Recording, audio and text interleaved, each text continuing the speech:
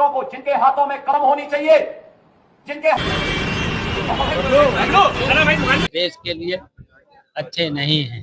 नमस्कार आदाब दोस्तों, हमारा नाम है आज़ाद और आप देख रहे हैं आज़ाद बोल। आज हम बात करेंगे संविधान की, संविधान के कुछ अनुच्छेदों की और वो क्या कहते हैं और जिस आधार पर वो कार्य करने को कहते हैं हमारी सरकारी संस्थाओं को और सरकार को, क्या उस आधार पर सरकार काम कर रही है, उस आधार पर सरकार चल रही है। जब देश के विपक्ष के नेता कहते हैं कि यह सरकार, मौजूदा सरकार संविधान के अनुसार चल नहीं रही, संविधान को खत्म करने की कोशिश करती है, तो बहुत सारी गोदी मीडिया में, संस्थानों में कहा जाता है कि ये सिर्फ जनता को बहकाने का काम किया जा रहा है। लेकिन आपको आज हम कुछ उदाहरण देंगे कि किस तरह से यह बात जनता के बीच में उतर रही है और किस तरह के नेता उस तरह का कार्य कर रहे हैं जिससे प्रतीत होता है कि ये सरकारें संविधान को आधार बनाकर कार्य नहीं करना चाहती हैं। आप संविधान आज पलटिएगा, उसमें अनुच्छेद 14, 15 और 16 में क्या बातें कही गई हैं। एक मर्म को समझिए। 14, 15 और 16 में कहा गया है कि किसी के भी साथ भेदभाव नहीं किया जाएगा। धर्म, जाति, वंश, लिंग, इन आधारों पर में कोई किसी के साथ भेदभाव नहीं किया जाएगा। धर्म के अनुसार पर, जाति के अनुसार पर हम सभी भारतीय होंगे, सभी को समान समानताएं मिलेंगी, समान अवसर मिलेंगे। ये मर्म है इन अनुच्छेदों का। लेकिन क्या इसका पालन किया जा रहा है? और जो लोग इसका पालन नहीं कर रहे हैं, क्या उनके ऊपर सरकार कार्यवाही कर रही है? और धर्म के नाम पर किस तरह से लोगों के ऊपर बुलडोजर चलाए जाते हैं, बुलडोजर की कार्यवाही की जाती है, या सरकार अपना रुख बदल देती है। इन सारे मुद्दों के बारे में हम चर्चा करेंगे, सरकारों की बात करेंगे, उन नेताओं की बात करेंगे जो इसके प्रति अपना अलग दृष्टिकोण रखते हैं। वो एक ही मुद्दे को दो धाराओं में कैसे बांट देते हैं धर्म के नाम पर, एक ही कार्य को दो धर्मों में अलग अलग तरीके से देखने की कोशिश करते हैं। आइए आपको सबसे पहले लेकर के चलते हैं उत्तर प्रदेश में, जहां पर योगी जी का शासन है, जिनको दूसरे नाम बुलडोजर बाबा नाम से भी संबोधित किया जाता है, क्योंकि लखनऊ में कई लोगों ने बैनर लगाए थे, आई लव बुलडोजर बाबा। लेकिन ये जो कार्यवाही हुई थी अभी और बरेली में काम किया गया, लाठी चलाई गई युवाओं के ऊपर, लोगों के ऊपर, और धर्म के नाम पर कैसे लोगों को प्रताड़ित करने की कोशिश की गई, उनकी आवाज को दबाने की कोशिश की गई, वो वीडियो आपने देखा। और उस पर योगी आदित्यनाथ जी ने, जो प्रदेश के मुखिया हैं, उन्होंने जो बात कही, वो पहले आप बात सुनिए, फिर इस पर हम चर्चा करते हैं। छोटे छोटे बच्चों को जिनके हाथों में कलम होनी चाहिए, जिनके हाथों में नोटबुक होनी चाहिए, जिनके हाथों में विज्ञान और गणित की पुस्तकें होनी चाहिए, उनके हाथों में आई लव मोहम्मद का पोस्टर देकर के, तख्तियां देकर के समाज में अराजकता पैदा करने का कार्य कुछ लोग कर रहे हैं। इनको यह भी नहीं मालूम कि उनकी जिंदगी तो बर्बाद है ही है, लेकिन इन बच्चों की भी जिंदगी कोई लोग बर्बाद करने पर उतारू पड़ती है। योगी आदित्यनाथ जी एक तरफ कहते हैं कि जिन बच्चों के हाथों में कलम होनी चाहिए थी, पुस्तकें होनी चाहिए थी, उनको पढ़ाई बेच करना चाहिए था, विद्यालयों में जाना चाहिए था, उनके हाथों में तख्ती पकड़ाई जा रही है, तो उनके ऊपर यही कार्यवाही की जाएगी और हम इसी आधार पर कार्यवाही करेंगे।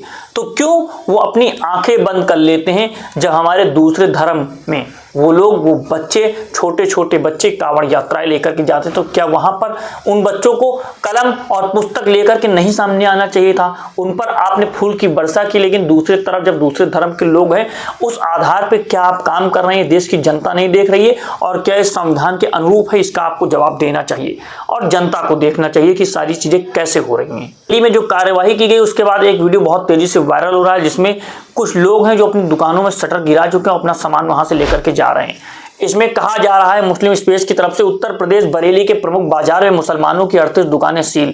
मुस्लिम दुकानदारों ने इसे आई लव मोहम्मद से मामले से जोड़ा है। बरेली नगर निगम ने नॉवेल्टी चौक के प्रमुख स्थान पर स्थित 38 मुस्लिम दुकानदारों को बाजार खाली करने के लिए मजबूर किया, जबकि बीएमसी और वक्फ बोर्ड के बीच जमीन को लेकर स्वामित्व विवाद अदालत में विचाराधीन है। डीएम बरेली ने कहा कि कार्रवाई करने से पहले सभी दस्तावेजों की जांच कर ली गई है। नगर निगम ने भारी पुलिस के बल के साथ बाजार को सील किया है। जो वीडियो वायरल हो रहा है, वो आप वीडियो देख लीजिए।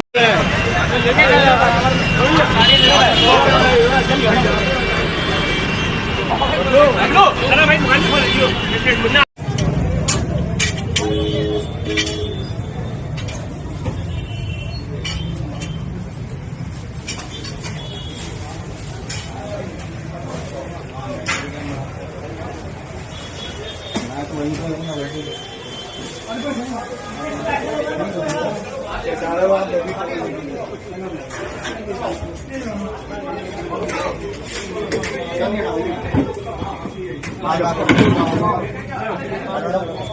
एक तरफ सरकार की चोट और दूसरी तरफ जो सरकार में नेता हैं वो जिस आधार पे कहते हैं कि अगर आप मुसलमानों को रखेंगे तो यहां से आपकी दुकानें बंद कर दी जाएंगी।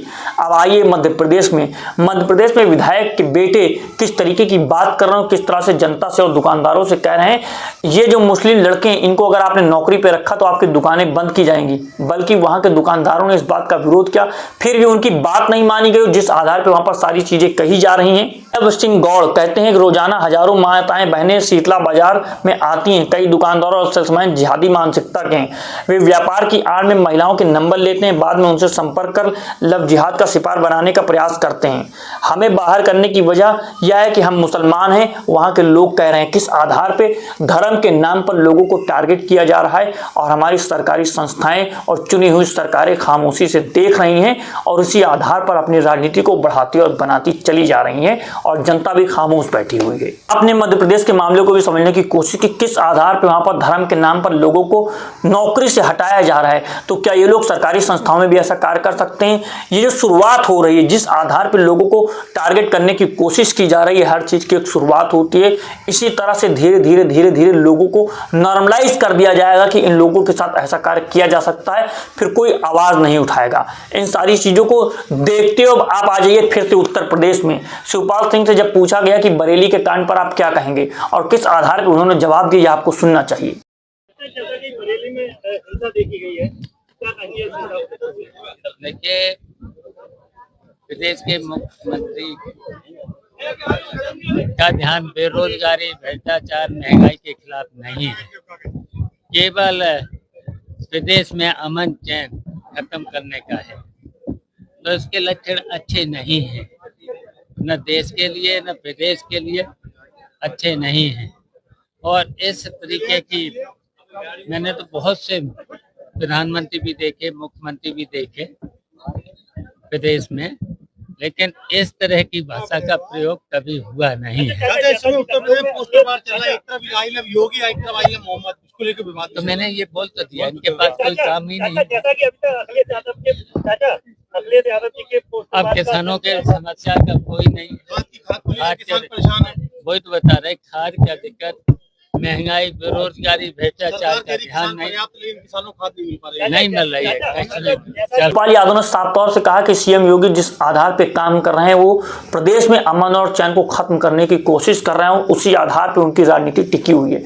वो जब से राजनीति में आए इसी तरह धार्मिक उन्माद की बात करते हैं, धर्म के नाम पर लोगों में विवाद कराते हैं और उसी आधार पर वो अब भी सत्ता में बैठने के बाद वही कार्य कर रहे हैं कि जो भाषा है वो सही नहीं है। तो दोस्तों, आपने इन सारे मुद्दों को देखा और समझा कि किस आधार पर धर्म के नाम पर लोगों को प्रताड़ित किया जा रहा है, धर्म के नाम पर लोगों को टारगेट किया जा रहा है। सिर्फ एक प्रदेश में नहीं, पूरे देश में अलग अलग राज्यों में आप देखेंगे तो किस तरह से ये धर्म की राजनीति को बढ़ाया जा रहा है, इस पर आप सोचिए और समझिए कि क्या यह हमारे मुल्क के लिए सही है और इस आधार पर जो राजनीति हो रही है इससे हमारा मुल्क आगे बढ़ पाएगा।